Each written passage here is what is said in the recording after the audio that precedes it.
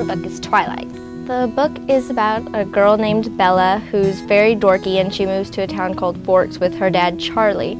She ends up meeting a group of interesting people who turn out to be vampires, in which she falls in love with one of the vampires named Edward Cullen. He takes her kind of on an adventure of really odd happenings in which she almost dies almost every time she steps out her front door. It's fantasy, but it's also more in a realistic sense. Like, the vampires aren't far-fetched so that they can't come out in the daylight and they aren't, like, sleeping in coffins every night. And then it's also a romance story, which is always a lot of fun.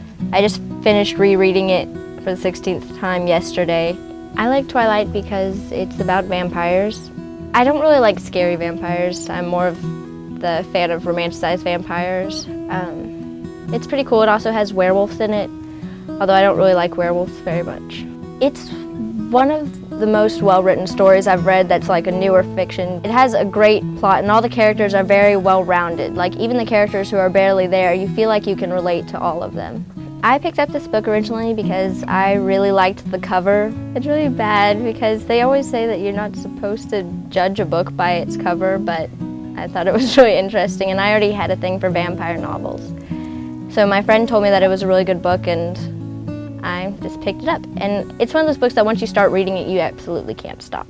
When I start a book, I can't put it down, so I end up finishing a book in the first day, which my mom says that that's ruining the book if you read a book all in one day. I'd never given much thought to how I would die, though I'd had reason enough in the last few months, but even if I had, I would not have imagined it like this.